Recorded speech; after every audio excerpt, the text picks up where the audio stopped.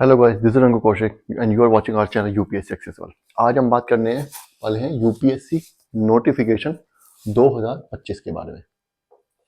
ठीक है, नोटिफिकेशन में इस बार बहुत सारे चेंजेस हुए हैं। छोटे मोटे चेंजेस हैं, कुछ बड़े चेंजेस भी हैं, लेकिन उनके बारे में आपको पता होना चाहिए। तो इंपॉर्टेंट जो चीज़ें हैं जो कि बिल्कुल पता ही होनी चाहिए, वो मैं आज आपको यहाँ पे बताने वाला हूँ। सबसे पहले देखो, नोटिफिकेशन आया कब है? नोटिफिकेशन आया 22 जनवरी को, 22 जनवरी 2025 को। और अगर मतलब फॉर्म भरने की डेट है, और फॉर्म आप कब तक भर सकते हैं? फॉर्म आप भर सकते हैं 11 फरवरी 2025 तक।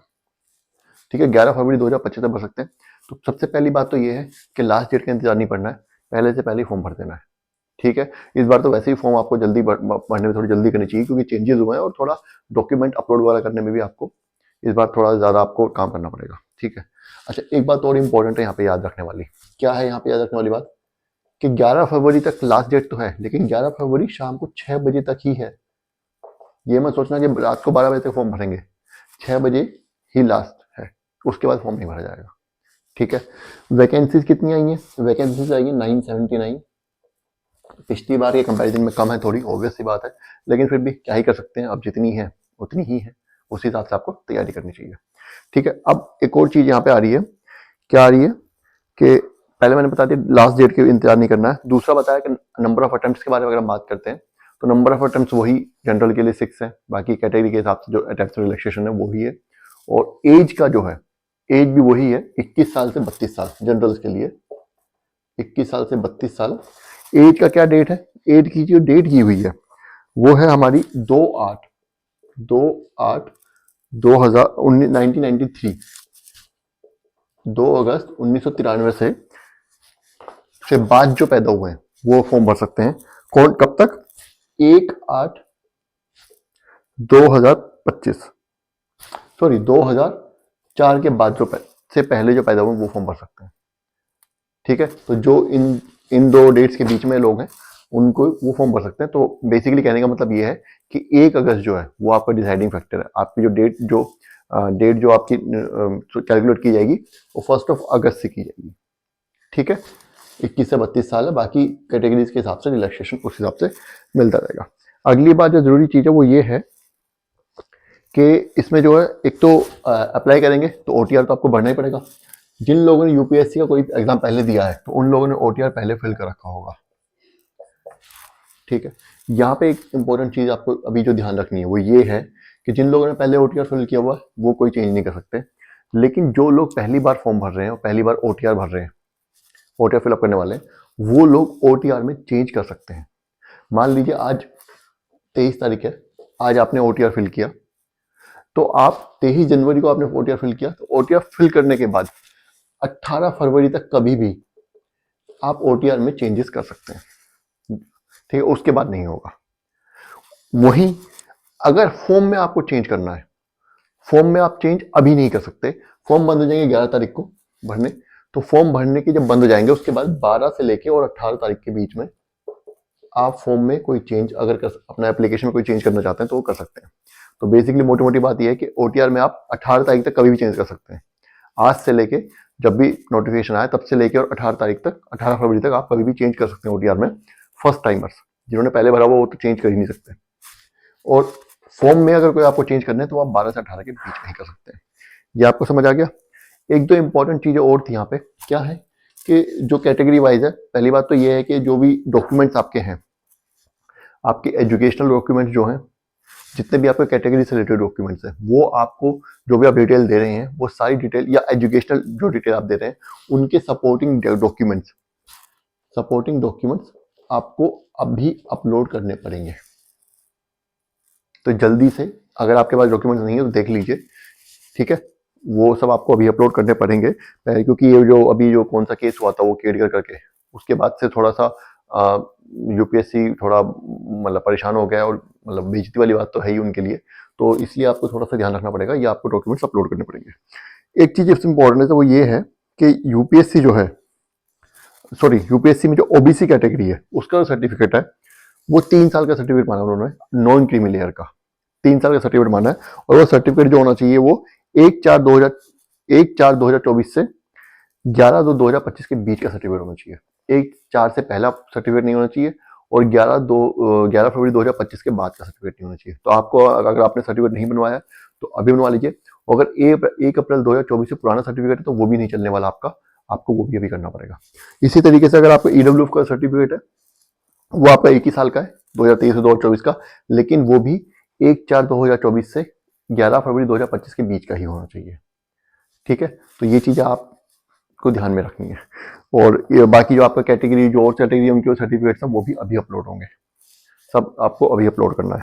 दूसरी बात जो यहाँ पे इंपॉर्टेंट है वो ये है कि अब की बार जो सर्विसेज है, नंबर ऑफ सर्विसेज जो 23 है, जबकि पिछले साल 21 था। तो इसमें कोई घबराने वाली बात नहीं है, सर्विसेज चेंज नहीं हुई है। सिर्फ जो इंडियन रेलवे मैनेजमेंट की सर्विसेज है उनको बाइफरकेट कर दिया गया। पहले वो एक ही में डाली दी गई थी सब, अब वो तीन नाम से दी गई हैं। तो इसमें कोई ज़्यादा टेंशन वाली बात नहीं है। टेंशन वाली बात ये है यहाँ पे कि आपको अपने सर्विस प्रेफरेंस और कार्डर प्रेफरेंस आपको अभी बतानी पड़ेगी। सर्विस प्रेफरेंस तो आपको अभी बतानी पड़ेगी, कार्डर प्रेफरेंस जो है वो आपको प्रीलिम्स का रिजल्ट आने के बाद बतानी पड़ेगी, 10 दिन बाद। ठीक है, तो अभी से अपना मन बना लीजिए, आप अपना देख लीजिए आपको सर्विस और कार्डर कौन सा चाहिए और फॉर्म भरिए उस हिसाब से। ठीक है, ऐसा नहीं है कि फॉर्म भरने गए वहाँ जाके आप सर्विस प्रेफरेंस आप सोच रहे हैं, एकदम से किसी ने बोला फॉर्म भरने बैठे हैं, किसी ने बोला कि ये चेंज मतलब सर्विस प्रेफरेंस अभी आपको देना पड़ेगा, आपको पता नहीं कुछ भी भर दिया। ऐसा ना हो कुछ आप मिस आउट कर दें। ठीक है, बाद में कई बार पछतावा होता है कि यार ये सर्विस मैंने छोड़ दी, मैं वो ये मिल जाती। इस तरीका कोई ऐसे रिप्रेजेंटेशन नहीं होना चाहिए। हालांकि मेंस के बाद आपको इसमें चेंजेस करने का मौका मिलेगा, लेकिन वो बात की बात है। ठीक है, अभी तो आपको प्रेफरेंस डालनी ही पड़ेगी। उसके अलावा एक चीज और भी है, 2 चीज अब यहाँ पे इंपॉर्टेंट, अभी यहाँ पे 2 चीज और इंपॉर्टेंट बचती हैं। पहली चीज जो ये बचती है कि पहले जो लोग ग्रेजुएशन में अपीयर हो रहे थे, वो लोग भी यूपीएससी का एग्जाम दे सकते थे। ठीक है, दे वो अभी भी सकते हैं, लेकिन एक चेंज यहाँ पे क्या आया है कि पहले यूपीएससी बोलता था कि आपने प्रीलिम्स का रिजल्ट दिया, मेंस में हम आपको तब बैठने देंगे जब आपकी ग्रेजुएशन का आप सर्टिफिकेट डिग्री ले आएंगे।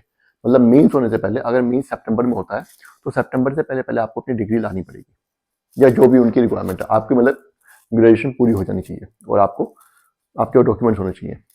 अब इन्होंने क्या किया, अब इन्होंने मेंस से बढ़ा करके वो लिमिट इंटरव्यू कर दी है। मतलब अगर आपका रिजल्ट नहीं आया, क्योंकि कई बार ऐसा होता है कुछ कॉलेजेस का रिजल्ट लेट आता है, मेंस का फॉर्म भरने के बाद आता है, 10 दिन बाद, 15 दिन बाद या 1-2 महीने बाद। ठीक है, तो उन लोगों को दिक्कत हो जाती थी और कई बार तो लोगों को अपना एग्जाम भी छोड़ना पड़ जाता था, क्योंकि उन्हें लगता था कि इस साल मेरा रिजल्ट आ नहीं पाएगा तो मैं प्रीलिम्स दे करके अपना अटेम्प्ट ही क्यों वेस्ट करूँ। तो वो लोग अपना अटेम्प्ट भी छोड़ दिया करते थे। अब ऐसा करने की जरूरत नहीं है। अगर आपका एग्जाम रिजल्ट थोड़ा लेट भी आता है तो भी कोई दिक्कत नहीं, क्योंकि अब आपको मेंस में बैठने दिया जाएगा। मेंस का रिजल्ट आने के बाद आपको डॉक्यूमेंट सबमिट करने पड़ेंगे। तो आपके पास मोटा अगर आप अपीयर भी कर रहे हैं तो दिसंबर तक का टाइम तो है ही आपके पास। ठीक है, ज़्यादा टेंशन लेने वाली बात नहीं है। तो अगर आपको लगता है आपका रिजल्ट दिसंबर से, जो लोग अपीयरिंग है, अगर आपको लगता है आपका रिजल्ट दिसंबर से पहले आ जाएगा तो कोई दिक्कत वाली बात नहीं है, आप फॉर्म भर सकते हैं। ठीक है, ये चीज़ हो गई। दूसरी एक इंपॉर्टेंट चीज़ हो रहा है यहाँ पे, डीओबी में, डेट ऑफ बर्थ में कोई चेंज नहीं होगा। जो इस बार भर दी वो फाइनल है। पहले क्या था, यूपीएससी बोलता था कि डेट ऑफ बर्थ में कोई चेंज नहीं होगा, लेकिन फिर भी ये होता था कि अगर कोई बोलता ना कि एरर हो गई है, कोई फॉर्म भरते टाइम कुछ एरर हो गई है, पेन स्लिप वगैरह कुछ इस तरीके से मिस्टेक जो बोलते हैं हम कि हाँ ध्यान नहीं दिया, छोटा मोटा कुछ हो गया, तो उसको आप चेंज कर सकते थे। अब की बात स्पेसिफाई किया गया है कि नहीं, ऐसा नहीं होने वाला। आपको जो है क्या बोलते हैं कि पहले ही सही करके भरना है, ध्यान से, बहुत अच्छे ध्यान से देख करके और फिलअप करना है फॉर्म, ताकि कोई दिक्कत ना हो आगे जा करके। ठीक है, एक और इम्पोर्टेंट चीज़ है, जो आपका पासपोर्ट साइज फोटो है, जो आपका फोटो आप अपलोड करेंगे, उसको अपलोड करते टाइम भी आपको ध्यान रखना है। क्या ध्यान रखना है, लिखा हुआ है कि 10 दिन से ज़्यादा पुरानी फोटो नहीं होनी चाहिए जो आप अपलोड कर रहे हैं। तो मैं तो ये कहूँगा कि जब फॉर्म भरने जाओ तभी फोटो खिंचाओ 1 दिन पहले। ठीक है, और इसमें अपीयरेंस के बारे में कुछ कहा गया है कि अपीयरेंस जो आपकी चेंज नहीं होनी चाहिए। ऐसा नहीं है कि आपने अभी दाढ़ी रख रखी है और एग्जाम प्रीलिम्स के टाइम पे आप क्लीन शेव होकर के जा रहे हो। ऐसा नहीं है कि भी आपने चश्मा एकदम से ही डिफरेंट चेंज कर दिया, हेयर स्टाइल चेंज कर लिया, तो बहुत ज़्यादा मेजर चेंजेस अपीयरेंस में नहीं होनी चाहिए। उस चीज़ का थोड़ा देख लेना पहले और उस हिसाब से अपनी फॉर्म वगैरह भरना और फोटो खिंचाना। फोटो में भी 2/3 जो है आपका वो चेहरा आना चाहिए। फोटो में डेट और नाम दोनों होना है, ये भी आपको ध्यान रखना है। तो थोड़ा देखो, इस बार फॉर्म भरते हुए बहुत ध्यान रखना है, बार बार नोटिफिकेशन पढ़ने के बाद ही फॉर्म भरना अच्छे से, ठीक है। एक चीज़ और इम्पोर्टेंट क्या रहेगी यहाँ पे, डीओबी में चेंज नहीं होगा, ये हो गया एजुकेशनल क्वालिफिकेशन, ठीक है। हाँ, सपोर्टिंग डॉक्यूमेंट जो है वो डिटेल के साथ जमा करने पड़ेंगे, ये मैं आपको बता रहा हूँ, फिर से मैं आपको बता रहा हूँ, ठीक है। ये बात आपको ध्यान रखनी है, तो डॉक्यूमेंट्स आपको अपने तैयार कर लीजिए, अभी टाइम है आपके पास, ठीक है। तो मेजर मेजर जो इंपॉर्टेंट चीज़ थी वो मैंने आपको बता दी, ठीक है। तो ये वीडियो यहीं खत्म करते हैं। कोई अगर, आई होप ये वीडियो से आपको थोड़ी हेल्प मिलेगी आपका फॉर्म भरने में। Thank you.